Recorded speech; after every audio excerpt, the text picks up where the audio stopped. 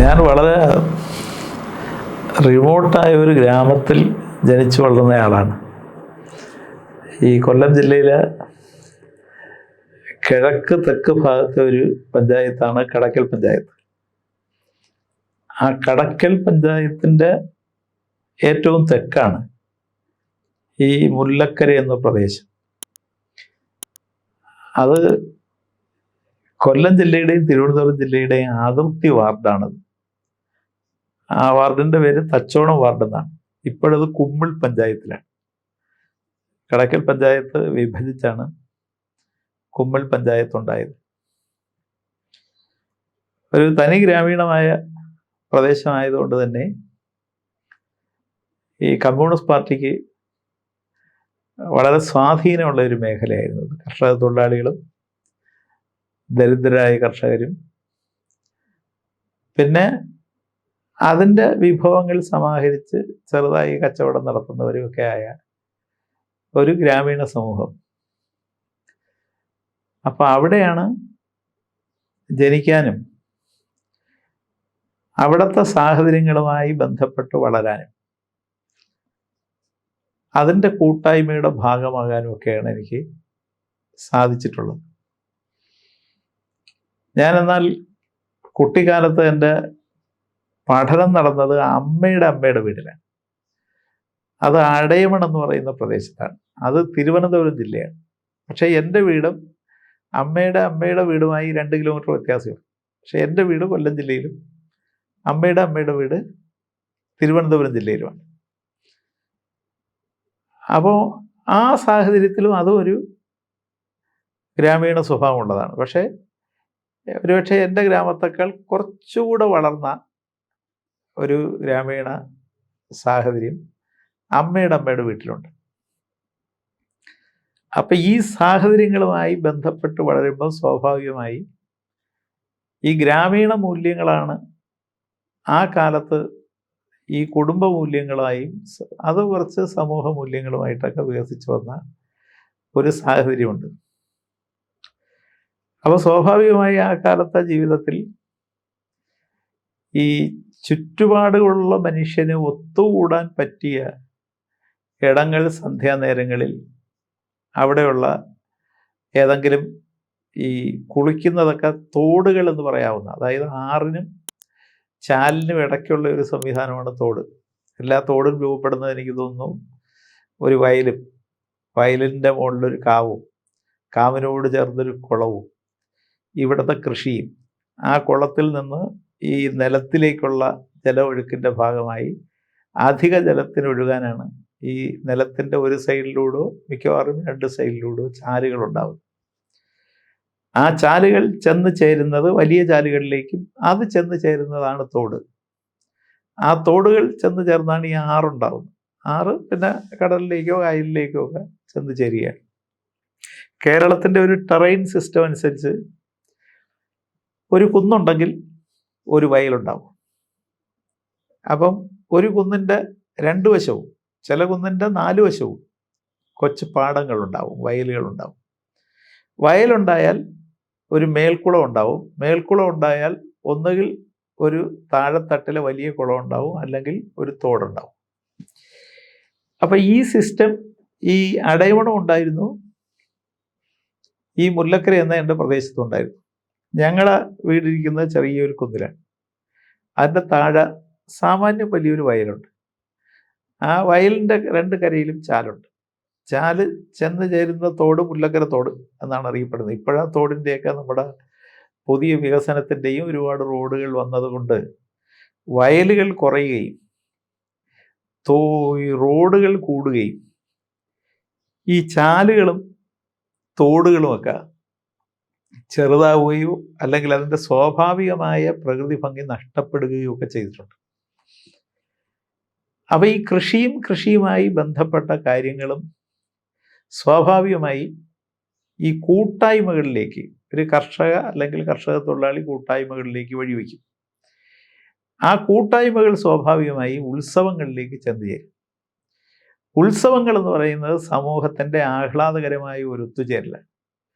ആഹ്ലാദകരമായ ഒത്തുചേരൽ അങ്ങനെ ഉണ്ടാവണമെങ്കിൽ അവരുടെ ജീവിതത്തിൽ അധ്വാനത്തിൻ്റെ ഫലമായ ഒരുപാട് പ്രശ്നങ്ങളും ദുഃഖങ്ങളും അവർക്കുണ്ടാവും. അപ്പോഴാണ് ഈ ആണ്ടയിൽ കുറച്ച് ദിവസങ്ങൾ പങ്കുവയ്ക്കാനുള്ളത് മനസ്സിൻ്റെ ഒരു സന്തോഷമായി പരിവർത്തനം ചെയ്യുന്നത്.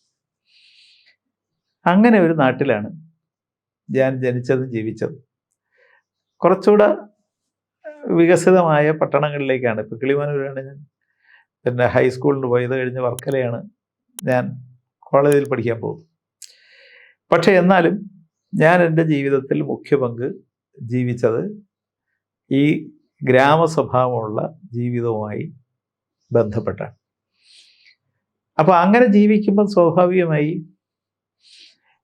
ഒരുപാട് കൂട്ടായ്മകൾ, അത് നന്മയുള്ള കൂട്ടായ്മകളാണ്. ആ കൂട്ടായ്മകളിൽ ജീവിക്കുന്ന സമയത്ത് സ്വാഭാവികമായി നമ്മുടെ മനസ്സിലെ ചില നന്മകൾ കൂട്ടായ്മകളിലൂടെ പുറത്തു വരണമെന്ന് നമ്മൾ ആഗ്രഹിക്കും. അങ്ങനെ ആഗ്രഹിക്കുന്ന ഒരു സമയത്താണ് സ്വാഭാവികമായി അവിടെ ഉണ്ടായിരുന്ന പ്രധാനപ്പെട്ട രാഷ്ട്രീയ പ്രസ്ഥാനം കമ്മ്യൂണിസ്റ്റ് പ്രസ്ഥാനമായിരുന്നു.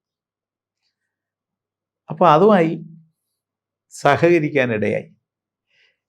ഒരു ഒറ്റ സംഭവം പറഞ്ഞാൽ, ഞങ്ങളുടെ വീടിൻ്റെ തൊട്ട് താഴെയുള്ള ഒരു വീട്, ആ കാലത്ത് വീടുകളെല്ലാം ഈ ഓല കെട്ടിയ വീടുകളാണ്.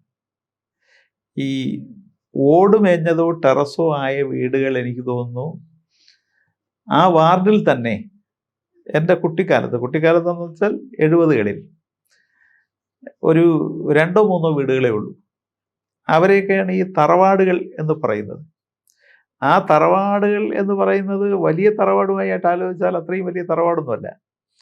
അവിടെയുള്ള മനുഷ്യരും ഈ രാഷ്ട്രീയ പ്രസ്ഥാനങ്ങളിലേക്ക്, കോൺഗ്രസിലേക്ക് വന്ന 1-2 കുടുംബങ്ങളുണ്ട്. പക്ഷേ അധിക കുടുംബങ്ങൾ വന്നത് കമ്മ്യൂണിസ്റ്റ് പാർട്ടിയിലേക്കാണ്. അപ്പോൾ ഓല കെട്ടിയ വീടാണ് എൻ്റെ വീട്. ആണ്ടുതോറും ഈ ഓല കെട്ടുന്നത് എന്ന് പറയുന്നത് തന്നെ നാട്ടുകാർ ഒത്തുചേരുന്ന ഒരു കൂട്ടായ്മയാണ്. അന്ന് ആഹാരവും പായസവും കൊടുക്കണമെന്നല്ലാതെ ആരും കൂലി മേടിക്കാറുമില്ല, കൂലി കൊടുക്കാറുമില്ല. അപ്പം എൻ്റെ വീടിന് താഴെയുള്ള ഒരു ഓല കെട്ടിയ വീട്, ഈ അടുക്കളയിൽ എന്തോ വേവിക്കുമ്പോഴുണ്ടായ ഒരു തീപിടുത്തത്തിൽ ആ വീട്, ഓല സ്വാഭാവികമായി തീ പിടിച്ചാൽ വീട് മുഴുവൻ, കാരണം ബാക്കിയെല്ലാം മരങ്ങളും പിന്നെ മണ്ണ് ഭിത്തിയുമൊക്കെയാണ്, ആ വീട് വെന്തുപോയി. അപ്പോൾ സ്വാഭാവികമായി ഞങ്ങൾ കുറച്ച് ചെറുപ്പക്കാരുണ്ട്.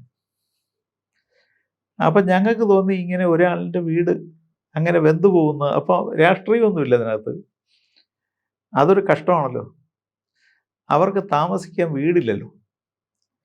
അങ്ങനെ ഞങ്ങൾ കുറച്ച് ചെറുപ്പക്കാർ കൂടി ഈ നാട്ടിലെല്ലാ വീട്ടിൽ വന്ന് തെങ്ങുണ്ട്, തെങ്ങുള്ള വീടുകളിലെല്ലാം മിക്കവാറും സ്ത്രീകൾക്ക് ഈ ഓല മെടയാൻ അറിയാം. ഉണക്ക ഓല അത് കെട്ടി തോട്ടിൽ കൊണ്ടുപോയി തന്നെ നനച്ച് കുത്ത് അത് മെടയാനുള്ള പാകമാക്കി കൊണ്ടുവന്ന് മെടയാനുള്ള ശേഷിയുണ്ട്. അപ്പം ഞങ്ങൾ നാട്ടിൽ നിന്ന് മെടഞ്ഞ ഓല ശേഖരിക്കാൻ തീരുമാനിച്ചു. അപ്പോൾ ഓല ശേഖരിച്ചു. പിന്നെ ഇത് കെട്ടാനുള്ള കമ്പുകൾ ശേഖരിക്കാൻ തീരുമാനിച്ചു. അങ്ങനെ ശേഖരിച്ചു. പിന്നെ കുറച്ച് കാശ് പിരിക്കാൻ തീരുമാനിച്ചു, ഈ മണ്ണൊക്കെ വെക്കുന്നവർക്ക് കൂലിയോ ആഹാരമോ ഒക്കെ കൊടുക്കാൻ.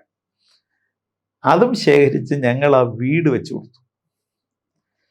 സ്വാഭാവികമായി ഞങ്ങളുടെ ആ കൂട്ടായ്മ ഒരു വീട് വെച്ച് കൊടുത്തപ്പോൾ, അങ്ങനെയാണെങ്കിൽ ഈ കൂട്ടായ്മ നിലനിർത്തിയാൽ എന്ത് എന്ന് തോന്നി. അപ്പോൾ ആ കാലത്ത് ഈ ഒരു സംഘടന ഉണ്ടായാൽ രജിസ്റ്റർ ചെയ്യുക, അത്തരം സംവിധാനങ്ങളെക്കുറിച്ചൊന്നും ഞങ്ങൾക്ക് വലിയ അറിവുമില്ല. അതൊരാവശ്യം ഒരു നാട്ടും പുറത്തില്ല. അങ്ങനെയാണ് അവിടെ റെയിൻബോ എന്ന് പറയുന്ന ഒരു സംഘടന രൂപീകരിച്ചു. അതിൻ്റെ അടിസ്ഥാന കാരണം ഈ പറഞ്ഞ പോലെ വെന്തുപോയ ഒരു വീട് വെച്ച് കൊടുക്കാനുള്ള സംവിധാനത്തിലാണ്. അപ്പോൾ അതിൽ നിന്ന് ഉയർന്നു വന്ന, എന്നാൽ പിന്നെ കുറച്ചുകൂടെ വിപുലമായ തരത്തിൽ ഈ പ്രവർത്തനങ്ങളിൽ ഞങ്ങളിങ്ങനെ പങ്കുചേർന്നപ്പോൾ സ്വാഭാവികമായി അവിടുത്തെ കമ്മ്യൂണിസ്റ്റ് പാർട്ടിയിൽ പ്രവർത്തിച്ചിരുന്ന ഒരു പൂച്ചെടി വേലായുധൻ എന്ന് പറയുന്ന ഒരാളുണ്ട്. അദ്ദേഹം മരിച്ചുപോയി. പിന്നെ ഒരു സഖാവ് എന്ന് വിളിക്കുന്ന ഒരാളുണ്ട്, ജനാർദ്ദന പിള്ള. പുള്ളി പഞ്ചായത്ത് മെമ്പറൊക്കെ ആയിരുന്നു. ഈ 2 കാലത്തെ ഈ പഞ്ചായത്ത് ഇലക്ഷൻ നടന്നതിൻ്റെ ഒരു കേരളത്തിൽ 57 ഗവൺമെൻറ് ഒരു മഫ്ലർ കേസൊക്കെ ഉണ്ടായി. അതിലെ ഒരു പ്രതിയായ ആളാണ്. അപ്പം അദ്ദേഹത്തെ സഖാവ് എന്നാണ് വിളിക്കുന്നത്. അപ്പം അദ്ദേഹവും ഇവരൊക്കെ കൂടെ എന്നെ സമീപിച്ചു, നിങ്ങളുടെ ഒരു കൂട്ടായ്മ ഞങ്ങളുമായി ചേർന്ന് പ്രവർത്തിക്കണം, നിങ്ങൾ ഈ കാര്യങ്ങളൊക്കെ ചെയ്യുന്നതല്ല. അങ്ങനെ സ്വാഭാവികമായി ഏതെങ്കിലും ഒരു തരത്തിൽ പ്രവർത്തിക്കാനുള്ള സാധ്യതകൾ മനസ്സിനകത്ത് ഉറങ്ങിക്കിടക്കുന്ന ഒരു കാര്യമായതുകൊണ്ട് അതിനോട് സഹകരിക്കാൻ തീരുമാനിച്ചാണ് സത്യത്തിൽ രാഷ്ട്രീയത്തിലേക്ക് വരുന്നത്.